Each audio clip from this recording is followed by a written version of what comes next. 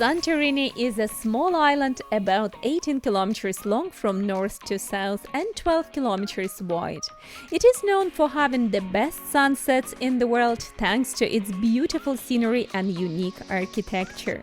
The island's volcanic soil is very fertile and the climate is perfect for growing grapes, making its wineries a must-visit. Sit back and relax as I share the top places you simply can't miss on this wonderful island. Number 10. Fira. Fira is one of the major towns in Santorini. It's beautiful, busy and perfectly located in the middle of the island, making it a great place to settle in and explore nearby places. It also has great walking areas and hiking places with the best Santorini views. Most restaurants and shops are here and the nightlife is mostly in this area. Accommodation options are great as well. You can stay right in the middle of the hustle and bustle or have a quieter hotel a bit away from the center, yet within walking distance of the city. Santorini has two important museums. The Museum of Prehistoric Fira is in Fira. It displays ancient artifacts from Akrotiri, such as pottery tools and wall paintings. It's a small museum with a limited collection. There is also the Archaeological Site of Akrotiri. This site is located near the village of Akrotiri, 10 kilometers from Fira, and displays the ruins of ancient city, including building and wall paintings. I'm not very fond of museums, but this place was worth a visit, and I'll show you more later in this video. You can also hike the Skaros Rock. Skaros Rock is located between Fira and Oya. It's hard to miss it. There is a cable car that cruise ship visitors mostly use. Otherwise, tourists would have to climb 600 steps to reach the city of Fira. Some people get down the cable car to experience the cave house architecture up close, but I was happy to observe it from above, as you get a perfect view as well.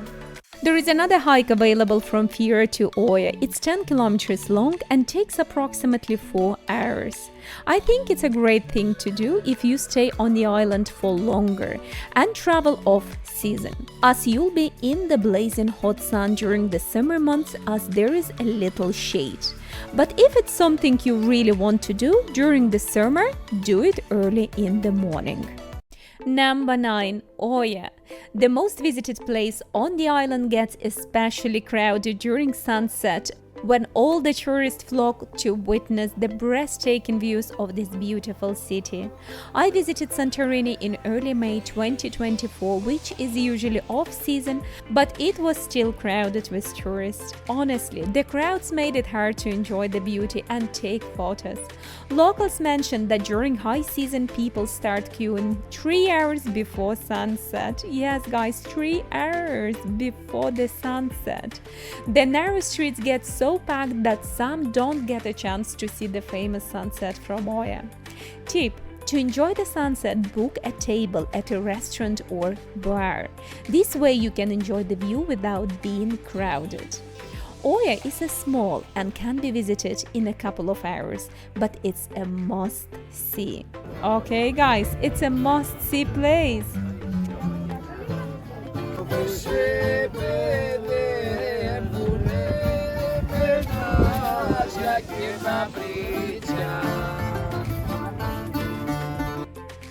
For a quieter experience, visit early in the morning for the sunrise, which also highlights the beautiful Cycladic architecture.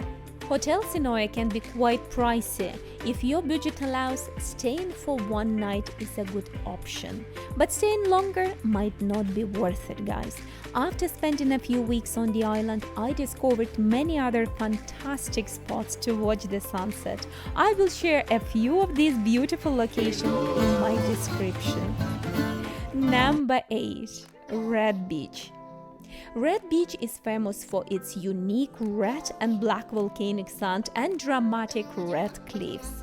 It's a stunning and unusual place to visit. The beach gets its name from the red volcanic rocks around it. If you're driving, be ready for a steep descent to a small parking area. From there, it's just a few minutes walk to the beach. The pebbles makes it hard to walk, even with sneakers, guys. So if you're planning to swim, bring swim shoes. There is a little hike up the hill that offers amazing panoramic views. When I was about to leave, I heard people saying it's not the kind of beach to go for relaxing. There is a real risk of falling rocks, so be careful if you decide to walk along the beach or swim. But definitely come to see it. It's truly amazing. Number 7. Perissa Beach. If you have a few days in Santorini and want to relax by the beach, Perissa is one of the popular spots. It's the longest pebble beach on the island, with loads of restaurants and places to stay right by the water. The beach is spread out, so you have plenty of space. Just a heads up, if you're looking for a sandy beach, Santorini doesn't have one.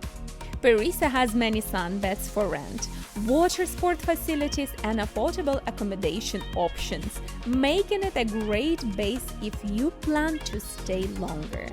The local tourist agencies offer day trips and other excursions.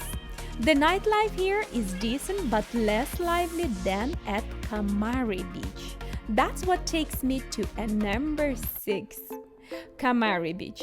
Kamari Beach is also Pebble Beach with loads of hotels and accommodations right by the water. It's a smaller and more compact than Perissa, but still has great choice of restaurants and places to walk around. If you're into nightlife, Kamari is the best place to be, as it's known for its lively scene. I'll show you around so you can get a better feel for the area.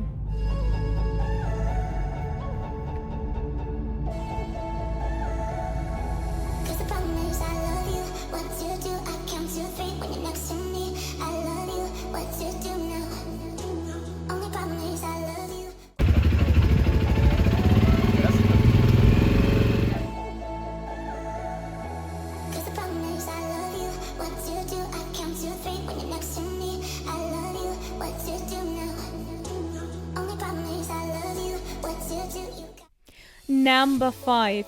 Prehistoric town of Akrotiri. I visited Akrotiri because it has fantastic reviews on Google, and I have no regrets about going. How are you? Sorry, can you explain to me how does it work? So there are 3 museums here, is it? Yes, this is the combined ticket. Okay. It's valid for today, tomorrow, and the day after tomorrow. Okay. And it's included the site here, the museum in Fira town, the prehistoric museum in Fira, and the ancient Fira in Kamari. Or you can buy a ticket just for here, for Akrotiri. Oh, so there is another museum in here. In Fira and in the ancient Fira in Kamari. All right. Okay. Okay. If I want just to visit only this side there. Yes, it's better to take the combo ticket. Or Okay. you can buy a ticket just for here. Okay. So how much is the ticket just for here? It's 12 euros. 12. And 15 euro is just a It's for combo all one. the side here. Okay. Okay. Sorry. And how much is the guided tour? How many people are you? Just myself. It's 130, so any 130. yes. But anyway, there's not any available now because I have a group in half an hour, so it's not enough time. I see. And you don't have individual or you don't have an audio guide. No, you insure your ticket already. But the guide wasn't available. So, do you know what I did? I joined a guided tour inside. Maybe I shouldn't have, but I did. Luckily, the group was speaking English. Hey there, museum time. This place is like time capsule full of ancient treasures from Santorini's past. Think pottery, painting and more, all from thousands of years ago.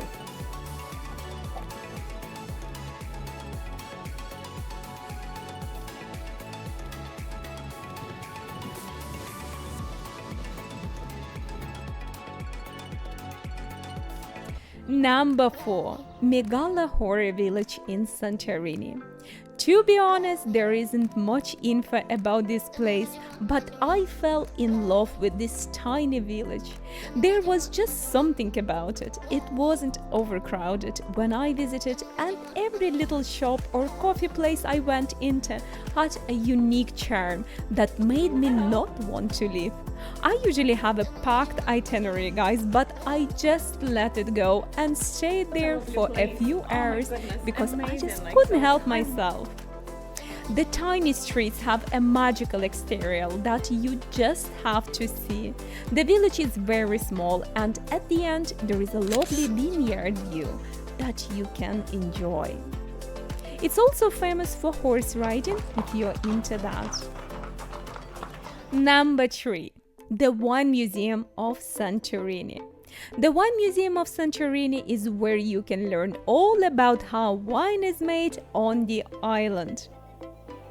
The soil here is super fertile thanks to the volcano, giving the wine a unique taste. They offer various tickets options from bronze to platinum. Each ticket includes a self-guided tour with audio guides to the in Wine multiple Museum, the wine languages. tasting of 4, 7, 8, 10 and 12 different wines. We also offer you audio devices in one of those languages here. Okay. So please take your time to decide which package you would like to do. The visit takes around 30 minutes to an hour to explore the museum, and then you get to enjoy some wine tasting with a nice snack. The entrance fee varies depending on the ticket type you choose and how many glasses of wine you want to take. Number 2. Estate Argyros Winery. Even if you are not into wine, you must visit this place for stunning scenery, guys. Estate Argyros in Santorini is set in a beautiful valley surrounded by stunning cliffs. You can stroll through the vineyards and enjoy the lovely atmosphere both inside and outside the winery. Glasses of wine start from just €5, so you can relax with a single glass and take in the breathtaking We have two scenery. options. Okay. The first one is €20 per person, and you will taste one rosé, the 2 whites here, and 1 late sample. And the 6 wines, €40 per person, is 3 whites, 1 red, and the 2 sample. Okay. And you do tours? It's included in the price, in both ways. All right. Okay. Number 1. Venetsanos Winery. When you get to Venetsanos, get ready to be amazed by the stunning views of the Aegean Sea. It was my favorite spot to catch an amazing sunset, and it's a top pick for many visitors. Soak in the beauty of this place. It's going to leave you speechless.